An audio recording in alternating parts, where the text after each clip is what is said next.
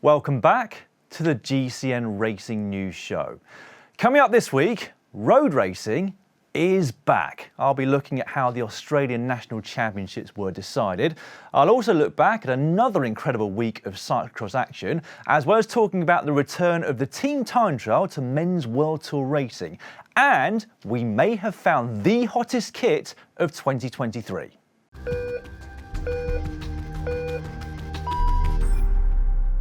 This week in the world of racing, we learnt that Zonohoven is the best cyclocross course in the world.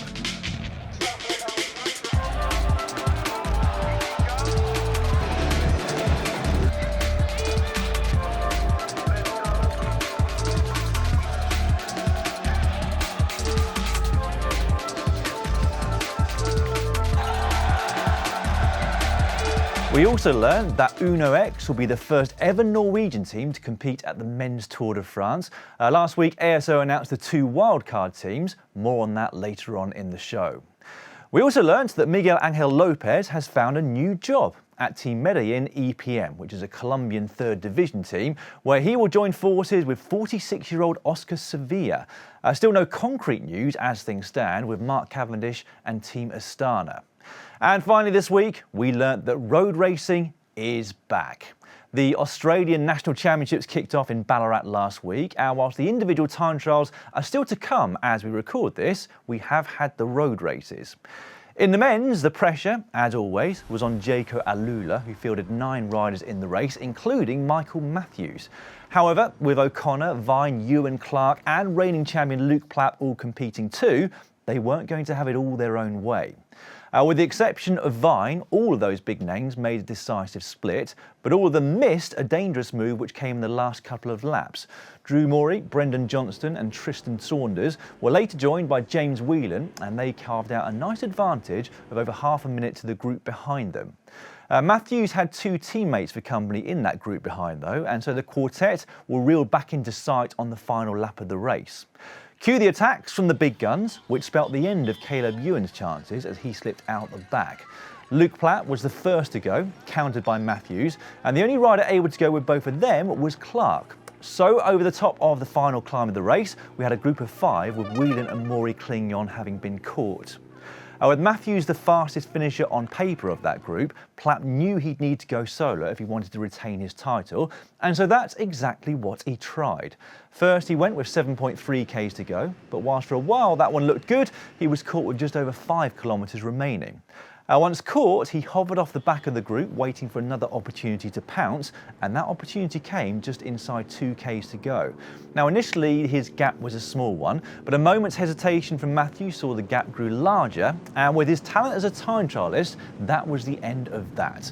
Back-to-back victories for the 22-year-old, who'll be back in the green and gold for 2023. Behind him, Clark won the sprint for 2nd, with Matthews having to settle for 3rd, but this is what Plapp had to say after crossing the line victorious.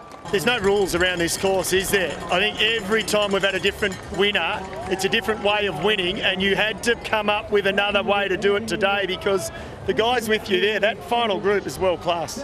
Oh, it is for sure, mate. There wasn't really anyone missing here today. And it's so awesome, isn't it? Like, to have a race like this, I almost wish that I was just watching from the sidelines because it was such an amazing field. But yeah, look, I didn't know how to play it today. I really just tried to buy my time.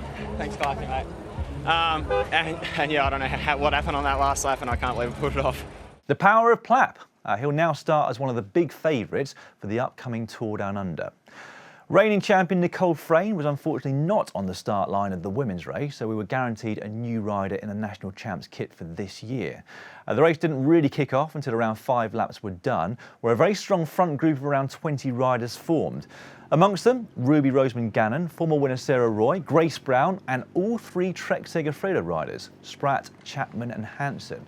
The latter was on the move in the final laps of the race, taking Georgia Howe of Jaco Alula with her, but they were brought back on the penultimate lap. Soon after, Georgia Baker of Jaco Alula made a move, but was soon followed, caught and then passed by Brodie Chapman, who quickly carved out a very decent advantage. Despite the counter-attacks behind her on the final lap of the race, Chapman held strong and never really looked like being caught. As she approached the finish line, almost in disbelief, she had more than enough time to celebrate her first ever victory at a national championship. 31 seconds later, Brown crossed the line for another silver medal to add to the one that she got last year, with Trek Segafredo getting 2 rides on the podium, with Amanda Spratt coming third. Here is what Chapman had to say after crossing the line. It feels as good as I expected. I was so nervous. This race means so much, and our team of 3 just played it perfectly. For our first race together, we couldn't be more stoked. So I'm just so stoked to come back here and be national champion!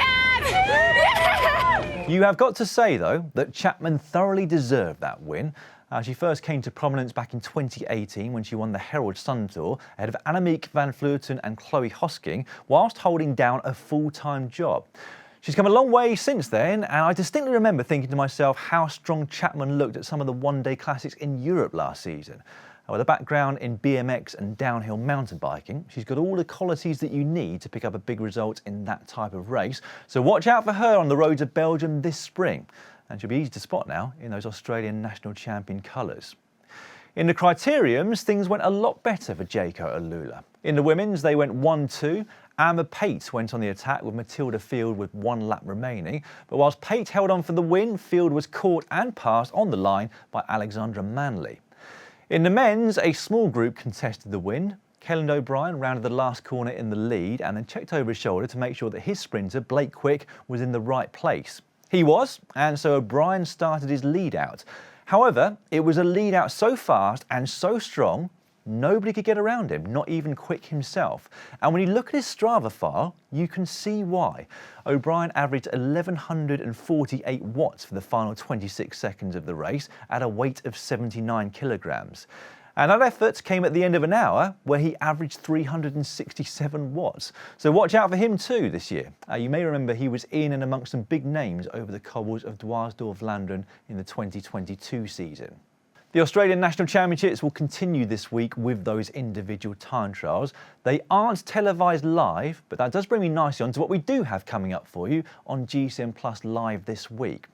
And it's a big one because the 2023 World Tour commences this coming Sunday. It's the Santos Women's Tour Down Under, which is World Tour status for the very first time, and as such, a stellar start list. Trek Segafredo field a very strong and informed team with Chapman and Spratt, whilst Grace Brown leads FDJ Suez Futuroscope. Lauren Stevens is the standout name for EF Education Tibco, and of course Team Jaco Alula had the very strong team that you would expect for their home race, with Ruby Roseman Gannon, Georgia Baker and Alexandra Manley amongst their lineup. Check our app for timings and territory restrictions. It's going to be live in the middle of the night if you're based in Europe, so if you're someone that needs your sleep, you'll be able to catch up on demand once you wake up. With the men's Tour Down Under starting on the same day that the women's race finishes, next Tuesday, and now is the perfect time to take out an annual GCN Plus subscription. We've got a total of 31 days of road racing for you in January alone, with track and cyclocross coming on top of that. Plus, we have a full season of mountain biking this year as well, including the UCI World Cup races, so there's even more value for money than ever before. If you'd like to know what races are available where you are, please click on the link which you'll find in the description below this video and then click on your country. We do also have some cyclocross action for you this week with the British National Championships on Sunday from Cumbria. It'll be the juniors first thing, then on to the under-23 and elite races. We also have the French Championships on Sunday, but commentary only in French. Those races are available to watch in all GCN Plus territories. On top of all of that, we have our newest documentary released tomorrow, The Inside Story on Trek. Jeremy Powers takes a visit to their global headquarters in the heart of the American Midwest for an Access All Areas tour. Jeremy speaks to CEO John Burke, Sven Nys, Evie Richards and Lucinda Brand in the film, a trailer for which you can see right now. From the brink of collapse. The first challenge I had to overcome was survival. It was like brutal. To the center of one of cycling's biggest scandals. Trek has survived adversity to cement itself as a market leader in innovation. I mean, building carbon fiber bikes in the early 90s, that was a technological feat. Equality. Since the moment that they decided to start a women's team, they also really give us the same things as the men. And sustainability. There was a lot of materials out there that were available to us that were not only sustainable, but they would also meet some of the performance requirements that we had. Our mission is to only build awesome products that we love, provide incredible hospitality to our customers, and change the world by getting more people on bikes. On to cyclocross now, and the latest round of the World Cup in Zonohoven. Now, I said it last week, I said it at the top of the show, but I'm going to say it again now. What a course that is. With overnight rain, the sand sections, of which there were many, became even more sketchy to ride. And so it wasn't just a case of being strong in order to take the win, it was about making the fewest mistakes. And we saw a few of those in the opening laps of the women's race. After a great start, Fem van Empel stacked it at the foot of the first descent, and for a while, it looked like she might not get up. She did, only to crash again a little later, so her end result of third really was remarkable. Puk Pizza, known for her incredible bike handling skills, also had a fall early in the race, and that left Shirin van Anrooy out front alone. And she did not put a foot wrong for the entire race, eventually taking a comfortable win and her 5th from the last 6 races she's competed at. That leaves her with a big decision to make ahead of the World Championships. Does she race the elite race or the under-23? Here's what she had to say about that. I think it's actually just harder because now I really want to maybe change to the elite, while first I was almost 100% sure that I wanted to stay under 23. Even during the last bit of the race I was thinking about it, okay, now people are going to ask it again, but no, I'm still not sure. It will be a really hard decision. I personally would love to see her compete in the elite event, if I'm completely honest. She's more than capable of winning that on her day. For the Men's World Championships, there is one clear favourite this year, Wout van Aert. Like Anrooy, he made little to no mistakes yesterday in Zonohoven, whilst his nemesis Van der Poel did. The result wasn't really in doubt in the second half of the race, with Van Aert's advantage increasing lap by lap. Van der Poel did manage to salvage second on the day, beating Laurent Sweeck, but he's been playing second fiddle to the Belgian champion throughout most of the last few weeks, and has been complaining of back pain again, which is not a great sign. He's hoping we do get a great battle between those two in 3 weeks' time. Meanwhile, at the X2O Bardkammers Trophy on Tuesday, the two were taking chunks out of each other at every opportunity, but neither was able to take a significant advantage over the other. It looked as though it was going to come down to a sprint à deux, something I was really looking forward to seeing, but then Van Aert punctured at the worst possible moment, just after the entrance to the pits.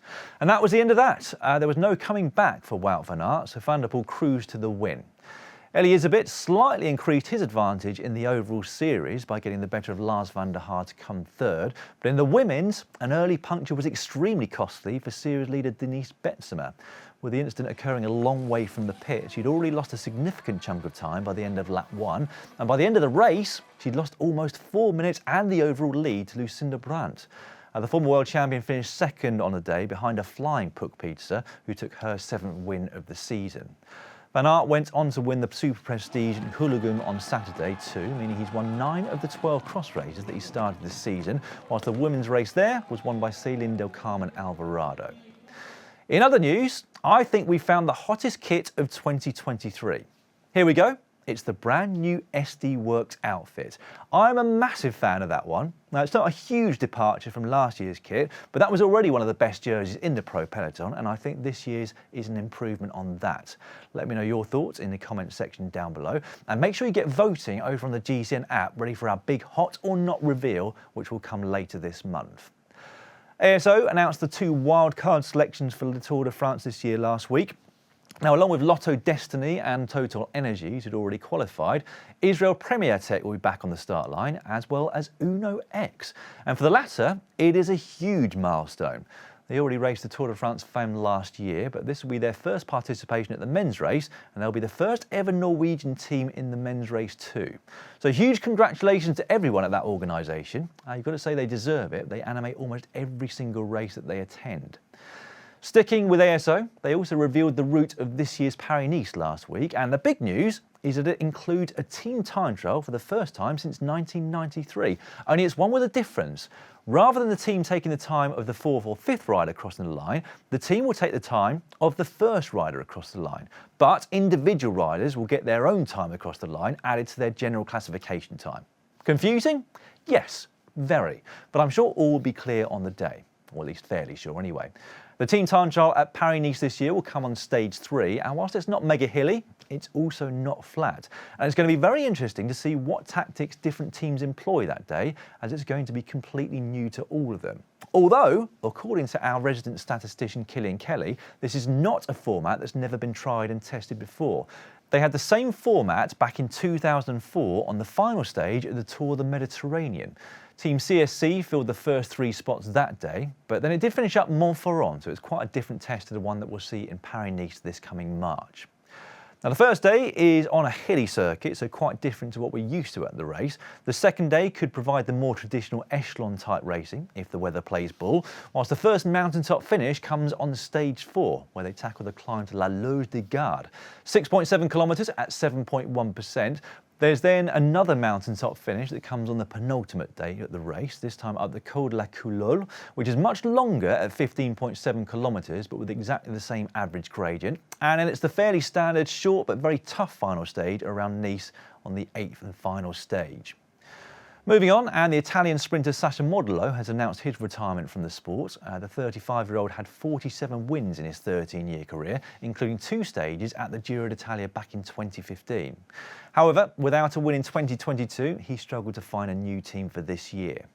One man who has found a new team is the Frenchman Franck Bonamour, another of the riders who was left without a job after the collapse of B&B Hotels, but he will join Agi Desert Citroën for the next 2 seasons. Right, that is just about it for this week's Racing News Show. I'll be back next Monday to wrap up the first World Tour racing of the season. See you then.